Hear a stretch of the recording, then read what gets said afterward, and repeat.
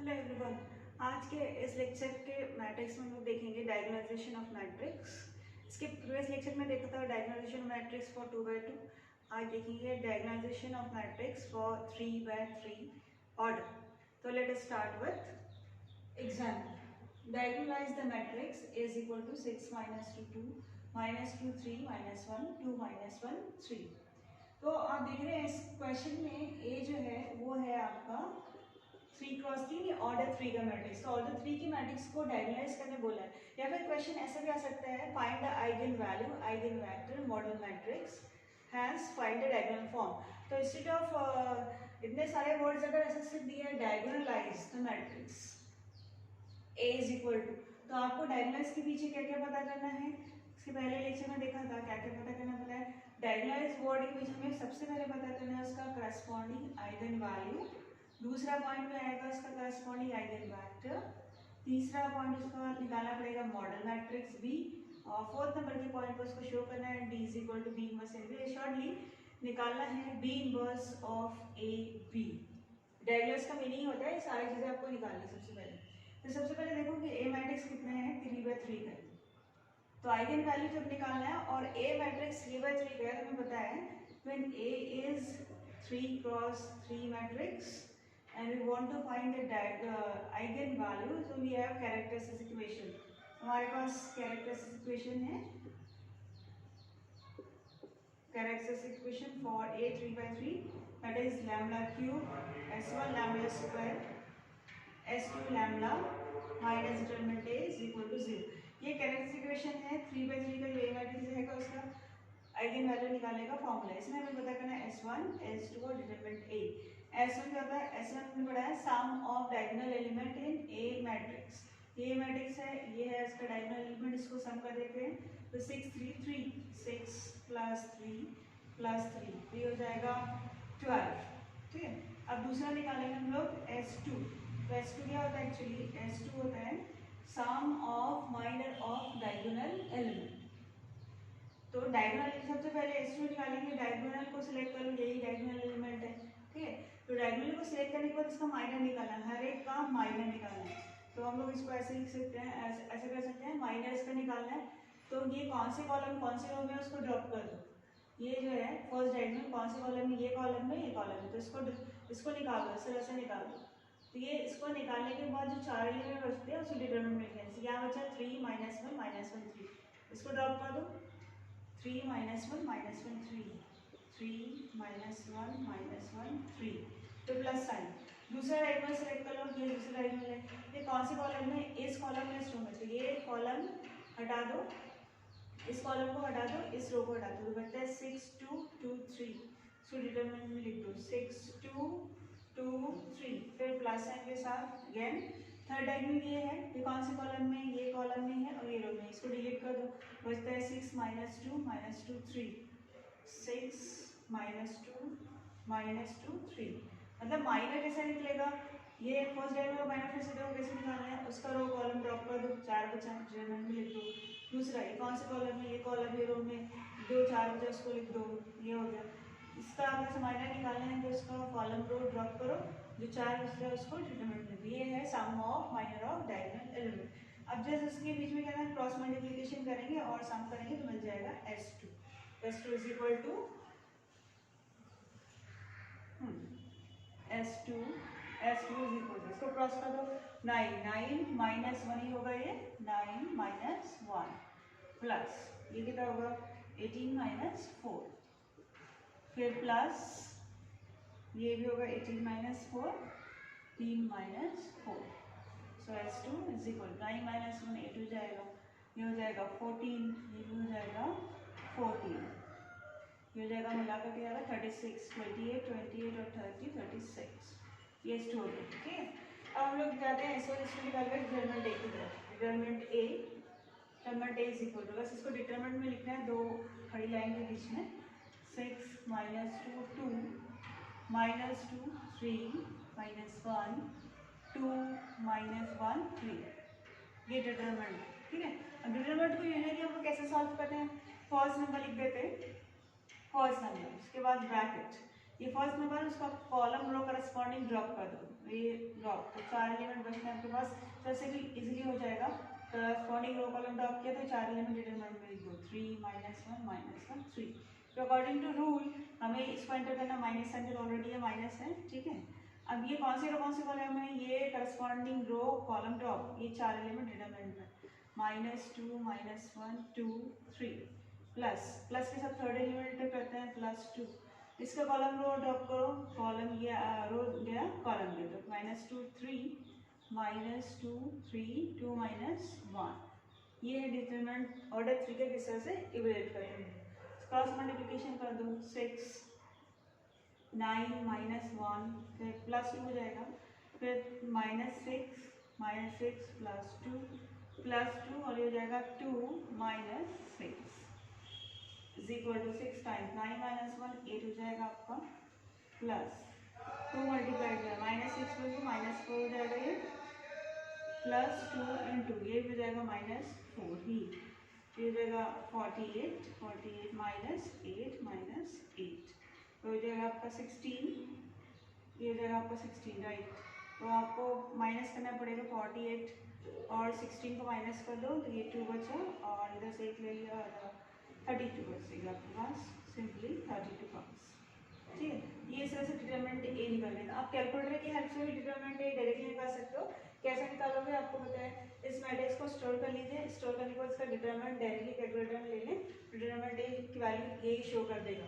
अब एक बहुत ही इंपॉर्टेंट बात स्टूडेंट बता रही हूँ आपको, ये तीनों अब जो वैल्यू अपने पास आई है S1 S2 डिटरमिनेंट है, उसको फिर से इस इक्वेशन में रखना है, ओके। तो लैम्बडा क्यूब माइनस S1 की value 12/8 12 lambda square plus S2 की वैल्यू 36 लैम्बडा डिटरमिनेंट की वैल्यू है -32 इज इक्वल टू 0, ठीक है। अब यहाँ से देखो आपको आइगन वैल्यू निकाला था, तो ये है आपका ऑर्डर 3 के क्वेश्चन की पावर 3 है, क्यूबिक इक्वेशन आ गया, इसके 3 लैम्बडा की वैल्यू के लिए 3 रूट्स मिलेंगे इसको भी कैलकुलेटर से आप डिग्री में चाहिए कैलकुलेटर से सॉल्व कर लीजिए, इक्वेशन में जा करके थर्ड डिग्री वाली इक्वेशन में जाएंगे तो लैम्बडा की वैल्यू मिल जाएगी। लैम्बडा की यहाँ 3 करस्पॉन्डिंग वैल्यू मिलने वाली है, वो वैल्यू भी मैं लिख देती हूँ, आप कैलकुलेटर से इसको सॉल्व कर लेना। तो लैम्बडा की वैल्यू यहाँ जो मिलेगी सॉल्व करने पर इक्वेशन को, वो है 2 2 और 8, ये 3 वैल्यूज मिलेगी। ऑर्डर 3 है तो आपका या क्यूबिक है तो बोल सकते हैं कि आइगन वैल्यूज आएगी। तो देखो ये आ गई लैम्बडा की आइगन वैल्यूज, ठीक है। तो इसमें से पहले को आप इसको जो 8 है, ये पहले 2 जो वैल्यू रिपीट हो रही है, तीसरी वाली रिपीट नहीं हो रही, तो इसको लैम्बडा 1 ले लो, इसको लैम्बडा 2 लैम्बडा 3 कंसिडर करके फर्दर कैलकुलेशन हम लोग कर सकते हैं इसके अंदर।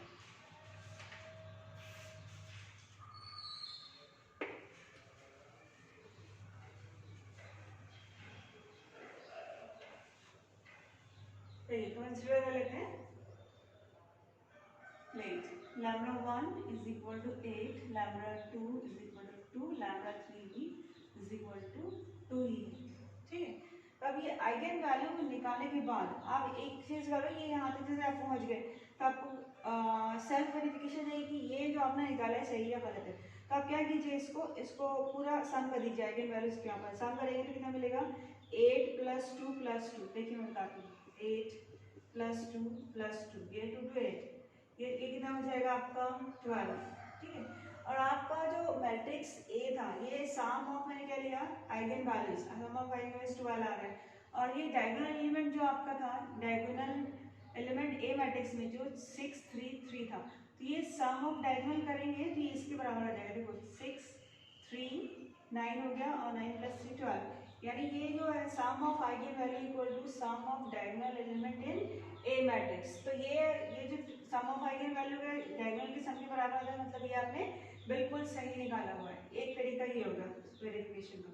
दूसरा तरीका क्या होगा, ये जो आइगन वैल्यूज है उनको प्रोडक्ट ले लो, तीनों का आपस प्रोडक्ट ले लो, प्रोडक्ट लेते तो कितना आएगा, तो ये 32, ये प्रोडक्ट अगर डिटरमिनेंट ए की वैल्यू के बराबर आता है, 32 आपका आइगन वैल्यू का प्रोडक्ट है, डिटरमिनेंट ए भी देखो 32 आया है, तो सम ऑफ आइगन वैल्यू डायगोनल के एलिमेंट के सम के बराबर आती है, और जो प्रोडक्ट है प्रोडक्ट ऑफ आइगन वैल्यू वो होता है डिटरमिनेंट ए के बराबर, तो ऑब्वियसली ये जो आपका आइगन वैल्यू 100% करेक्ट है, क्योंकि आगे ये क्वेश्चन को आप सॉल्व करोगे, अगर यहाँ पर गलती हो गया आगे तो सारा कैलकुलेशंस चांसेस है कि करेक्ट नहीं होगा। ठीक है स्टूडेंट्स, सेल्फ वेरिफिकेशन वाज जरूरी। Okay, now we move towards the next tips students. अब ये आइगन वैल्यू निकालने के बाद हमें निकालना है इससे corresponding eigen vector. So eigen vector निकालने का फॉर्मूला है a minus lambda I x is equal to 0। क्या आइगन वेक्टर निकालने का फॉर्मूला, हम लोग क्या करेंगे a माइनस लैम्डा आई, हम लोग पता है a माइनस लैम्डा हम लोग a से क्रिएट कर सकते हैं, ये a मैट्रिक्स है, इसको वैसे ही लिख दो 6 माइनस 2 2 माइनस 2 2 3 माइनस 1 माइनस 1 3। ये ए मैट्रिक्स वैसे वैसे उठा के डाल देंगे। अब क्या करना है, डायगोनल के बाद लगाना है माइनस लैम्डा। ऑलवेज रिमेंबर, जब भी आपको ए माइनस लैम्डा ही प्रोड्यूस करना है ए से, तो डायगोनल के बाद माइनस लैम्डा लगाना।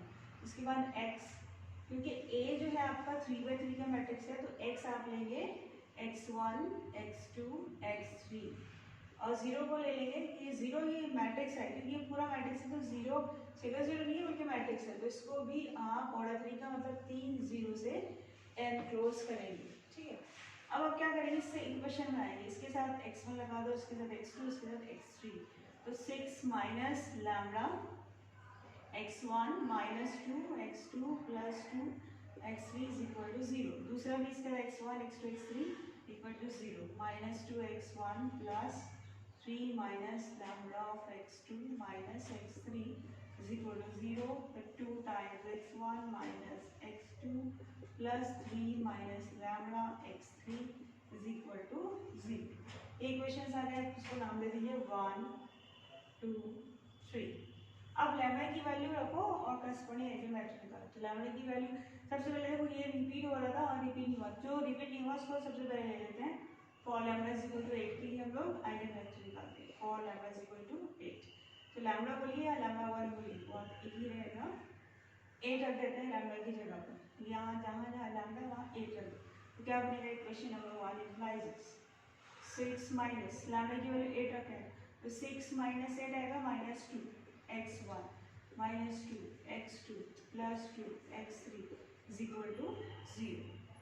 इसी दूसरी इक्वेशन में रख दो, सेकेंड इक्वेशन लैम्डा की जगह पर हमें रखना है 8, तो minus 2x1 plus 3 minus 8 minus 5, तो यहाँ लिख directly minus 5 x2 minus x3 is equal to 0। Similarly, the third, substituting the same 8 as my eigenvalue, 2x1. This is 2x1 minus of x2 plus 3 minus 8 again minus 5 x3 is equal to 0. तो अब ये देखो equations, आपके 3 equations आ गए इसके अंदर। आप इसको नाम दे दो इक्वेशंस का 4 5 और 6। यहाँ से x1 x2 x3 की वैल्यू निकालना है, तो आपको सिर्फ 2 इक्वेशंस कंसीडर कर, कोई भी 2 इक्वेशन कंसीडर करके आप x1 x2 x3 की वैल्यू निकाल सकते हो। तो ले देखिए, पहले 2 इक्वेशंस ले लेते हैं। ठीक है, ये 2 इक्वेशन कंसीडर करके निकाल सकते हैं x1 x2 x3 की वैल्यू। कि आपका होमोजेनियस इक्वेशन ये आप क्रेमर्स रूल लगाकर निकाल पाएंगे value using Cramer's rule.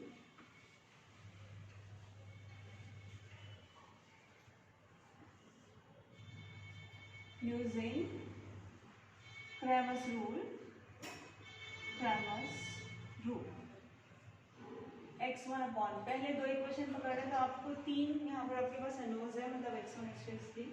x1 is equal to हम लोग लिखते हैं माइनस x2, फिर डिटरमिनेंट आ जाएगा इज इक्वल टू x3, जैसे 2/2 का डिटरमिनेंट।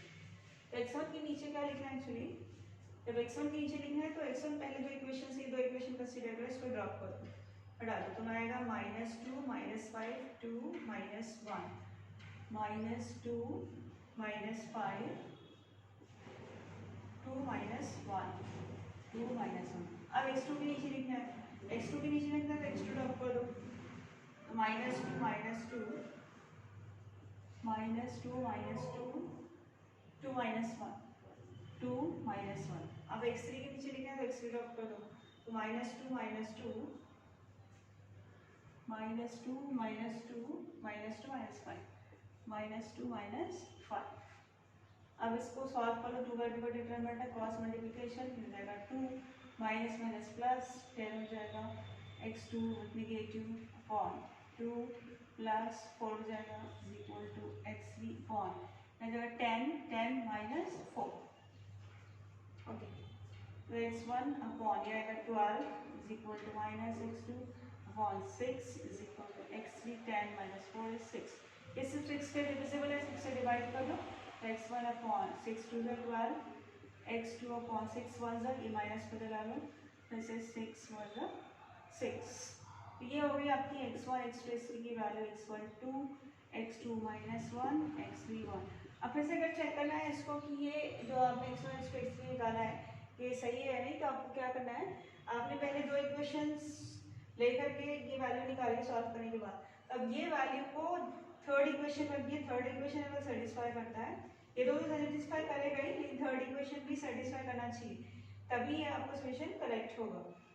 जैसे मैं थर्ड इक्वेशन ये लेती हूँ जो सॉल्यूशन में नॉर्मली था 2, तो 2 रख दो यहाँ पर, x1 2, तो ये 2 हो गया माइनस, x2 की वैल्यू माइनस 1, ये माइनस 1 माइनस 5, x3 की वैल्यू 1, तो देखो क्या आता है 2 दिस इज 2 4 4 प्लस 1 5 माइनस 5 0, यानी ये इक्वेशन सेटिस्फाई करा करेक्ट सॉल्यूशन। यहाँ तो हो गई, यहाँ ये दो इक्वेशन भी सेटिस्फाई करेगा, कोई भी ले लो, जैसे आएगा 2 इंटू 2 माइनस 4, यहाँ अगर रख देते तो माइनस 4, x2 की वैल्यू माइनस 1 तो प्लस 2, ठीक है, और ये प्लस 2 x3 1 है तो प्लस 2, तो ये 4, ये भी सेटिस्फाई करा, ये वाला भी देख लो माइनस 2, x1 की वैल्यू कितनी है 2, x1 की वैल्यू 2 माइनस प्लस हो जाएगा माइनस 1, तो माइनस 4, यानी सारी इक्वेशन सेटिस्फाई कर रही। बस रिमेंबर स्टूडेंट कि दो दो इक्वेशंस आप लेंगे, ठीक है, और वैल्यू निकालेंगे, तो वो वैल्यूज जो थर्ड इक्वेशन बची हुई है वो उसमें रखने पर वो सेटिस्फाई करना चाहिए, लेफ्ट राइट दोनों, एज राइट 0 है तो लेफ्ट भी 0 आना चाहिए, तभी वो सिलेक्शन आपका इक्वेशन का सही रहेगा। कोई भी दो इक्वेशन इसमें ले सकते थे हम लोग, फर्स्ट सेकंड लिया तो सेकंड थर्ड, या कोई भी दो कॉम्बिनेशन 3 इक्वेशंस का हम ले सकते हैं, और जिसमें नहीं रखा, जिसको नहीं लिया उसमें ये वैल्यू डाल करके सेटिस्फाई करना चाहिए। ओके वेल, इसको हम लोग एनक्लोज करते हैं फर्स्ट आइगन वेक्टर से x1 से x1 x2 x3, so x1 is equal to x1 की वैल्यू 2 x2 इस तरह से ये हमने निकाला, लैम्डा 1 इज इक्वल टू 8 पर करस्पॉन्डिंग आइगन वेक्टर, ठीक है। अब इसके बाद हम चलेंगे नेक्स्ट आइगन वैल्यू पर करस्पॉन्डिंग आइगन वेक्टर्स निकालने की तरफ। तो नेक्स्ट आइगन वैल्यू हमारे पास है 2 2, for lambda is equal to, for lambda is equal to that is lambda as lambda 2 और लैम्डा 3 भी वही है इज इक्वल टू 2, तो दोनों ही क्योंकि 2 रिपीट हो रहा है तो आप repeated eigen value 2 times repeat हो रहा है, रिपीटेड आइगन वैल्यू के लिए डिफरेंट आइगन वेक्टर निकालना है, सिमिलर नहीं निकालना, ठीक है। तो सबसे वही करना है कि इसमें आप लैम्डा की वैल्यू जो है आप तो लास्ट में सिंपल ऐसा लिख दें, put lambda is equal to 2, sorry put lambda is equal to 2 या for lambda is equal to 2, इसमें रख देते हैं लैम्डा की वैल्यू 2, देखो क्या मिलता है आपके पास, लैम्डा की जगह पर 2 रख दो तो 6 minus 2 4, 1 implies 6 minus 2 4x1 minus 2x2 plus 2x3 is equal to 0। अब इक्वेशन नंबर 2 देख लेते हैं, 2 में फिर से लैम्डा की जगह पर 2 रखना है, 3 माइनस 2 जाएगा 1, तो minus 2x1 3 minus 2 1 plus x2 minus x3 is equal to 0। Now third equation 2x1 minus x2 plus lambda की जगह पर से हमने 2 रख रहे हैं, 3 minus 2 1 plus x3 is equal to 0। ये लैम्डा इक्वल टू 2 रखने पर हमें मिलेंगे 3 इक्वेशंस। अब देखिए 3 इक्वेशंस को ध्यान से देखते हैं, देखो 2x1 minus x2 plus x3 equal to 0, ठीक है। अब यहाँ पर अगर माइनस से मल्टीप्लाई कर दो, माइनस से मल्टीप्लाई कर देंगे अगर तो ये फिर से बन जाएगा 2x1 मल्टीप्लाई अगर माइनस साइन अगर आप करते हैं इसको तो आपको क्या मिलेगा यहाँ पर 2x1 minus x2 plus x3 is equal to 0।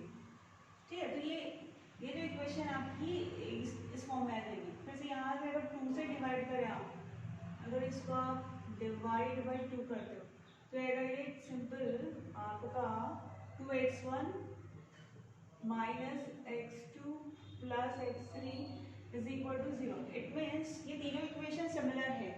तो आप याद रखो स्टूडेंट, जब भी आइगन वैल्यू रिपीट होता है तो you will get only single one equation, only one equation. और हमेशा वो तीन इक्वेशन दिखता है लेकिन रहता है एक सिंपल इक्वेशन। ये सिंपलीफाई करने के बाद आपके दो पहले दो इक्वेशन थर्ड फॉर्म में आ रहे हैं, तो ये एक सिंगल ही इक्वेशन है। तो हमेशा रिपीटेड वाले केस में आपको सिर्फ एक इक्वेशन मिलेगा। तो ये रिड्यूस फॉर्म, सिंपलीफाई फॉर्म में एक बार लिख लेते हैं, x1 x2 plus x3 is equal to 0। अब यहाँ से हमें दो डिफरेंट टाइप के फैक्टर्स निकालना है, एक ही इक्वेशन हमारे पास है। तो इस केस में हम लोग क्या करना है, रैंडमली कोई भी एक वेरिएबल को कांस्टेंट के बराबर ले लो। जैसे कोई तीनों में से कोई रैंडमली, तो हम लोग कर लेते हैं कि x3 is equal to some constant से के या 0 ले लो, इस तरह से ले सकते हैं। x3 इज इक्वल टू 0, कोई रैंडम वैल्यू ले लें आप, x3 इज इक्वल टू 0 ले लें और इसके अंदर रख देते हैं। x3 अगर 0 होता है आपका, एक minute, x3 is equal to 0, यहाँ 0 अगर रख देंगे तो आपको मिलेगा 2x1 minus x2 is equal to 0। इस तरीके से यहाँ पर क्या करो, एक बार x2 को 0 कर दो, x2 0 ले लो, x2 0 लेंगे तो आपको मिलेगा 2x1 plus x3 is equal to 0। अब आपको क्या करना है, इसको इधर लेके जाना है, इसको इधर ट्रांसफर करना है। तो 2x1 is equal to x2, अब x2 के पास कुछ नहीं है, माइनस 1 है, ये जो x2 के साथ है वो x1 के नीचे लिखना है और x1 के साथ जो है वो x2 के नीचे, इस तरह से इधर भी जाएंगे, आपको मिलेगा 2x1 is equal to minus times x3, तो माइनस प्लस माइनस 1, तो x1 के नीचे माइनस 1, x3 के नीचे आएगा 2। यहाँ से ये x1 की वैल्यू निकलेगी 1, x2 की वैल्यू आएगी 2, वैसे x1 की वैल्यू माइनस 1 और x3 की वैल्यू 2। यहाँ से आपका आइगन वेक्टर मिलेगा, इसको नाम ले दो x2 is equal to x1 x2 x3, तो आपने x3 0 लिया, x1 की वैल्यू 1, x2 की वैल्यू 2, x3 आपने 0 लिया। ये है लैम्डा 2 इज इक्वल टू 2 पे। ठीक, और यहाँ पर दे देंगे vector x3 x1 x2 x3 enclose for x1 की वैल्यू, x2 की वैल्यू हमने 0 रखा है और x3 0। ये है लैम्डा 3 इज इक्वल टू 2 पे। तो ये दोनों सिमिलर ही हैं, दो डिफरेंट आइगन वेक्टर्स है। तो जब आइगन वैल्यू रिपीट होगा तो आपको हमेशा इस तरह से करना है, this is a very very important point. तो आपको इस तरह से तीन आइगन वेक्टर्स मिल गए हैं, ये पहला eigen vector, first, second, third. अब इसे बना लेते हैं हम लोग मॉडल मैट्रिक्स बी। तीनों आइगन वेक्टर्स को मिलाकर मिलता है modal matrix B. So B is equal to, हमारे पास आइगन वेक्टर्स हैं x1 x2 x3, तीन आइगन वेक्टर्स हैं, तीनों की वैल्यू सब्स्टिट्यूट करने पर भी मिलेगा मॉडल मैट्रिक्स। तो x1 हमारा था 2 माइनस 1 1, x2 है 1 2 0 और तीसरा है माइनस 1 0 2। ये हो गया आपका मॉडल मैट्रिक्स। हमारा क्वेश्चन है डायगोनलाइज, से डायगोनल फॉर्म के लिए हमें बी इनवर्स ए बी चाहिए, तो बी से हम निकालेंगे बी इनवर्स, ये कैलकुलेटर की हेल्प से मिल जाएगा, बी से बी इनवर्स। ये मैट्रिक्स को स्टोर कर दें और इनवर्स ले लें तो बी इनवर्स मिल जाएगा। फिलहाल मेरे पास है बी इनवर्स, मुझे डायरेक्टली बता देती हूँ B inverse is what, B inverse, the value of B inverse is here 1/3 1/6 minus 1/6 minus 1/6 5/12 1/12 1/6 1/12 5/12, ये हमारा बी इनवर्स। अब लास्ट टाइम जाके हम लोग क्या करेंगे, ये लेंगे B inverse of A B, B inverse of A B. यहाँ से आप क्या कर सकते हो, right, B inverse of A B, this B inverse, so B inverse of A B is equal to,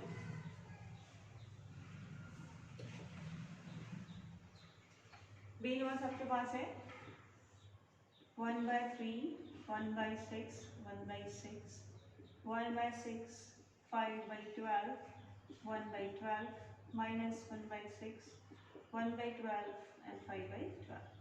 B inverse. A matrix हमारे पास given question में था 6 minus 2, 6 minus 2 2, minus 2 3, minus 1 2, minus 1 3, multiplied by B.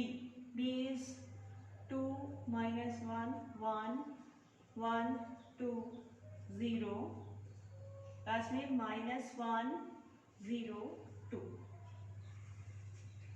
अब तीनों matrix को matrix multiplication दे दीजिए आप using calculator, तो आपको मिल जाएगा ये फाइनली तीनों का प्रोडक्ट मिलेगा आपको 8 0 0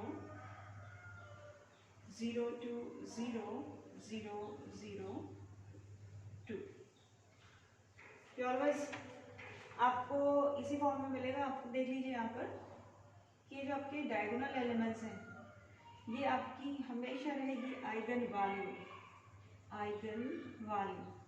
तो ऑलवेज जब भी डायगोनल फॉर्म पूछेगा तो ये जो डायगोनल एलिमेंट्स होना चाहिए वो आइगन वैल्यू ही होना चाहिए, क्योंकि डायगोनल इसलिए कि नीचे डायगोनल के ऊपर नीचे दोनों एलिमेंट जीरो है, ये डायगोनल फॉर्म है, यही आपका डायगोनल मैट्रिक्स है.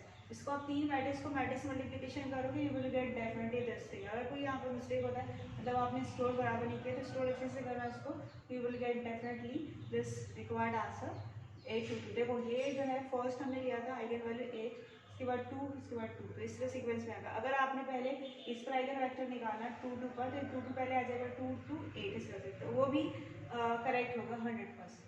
सो स्टूडेंट्स आई होप कि आपको समझ में आएगा 3/3 के क्वेश्चन को इसी से डायगोनलाइज करते हैं. ठीक है, okay, thanks for watching this video.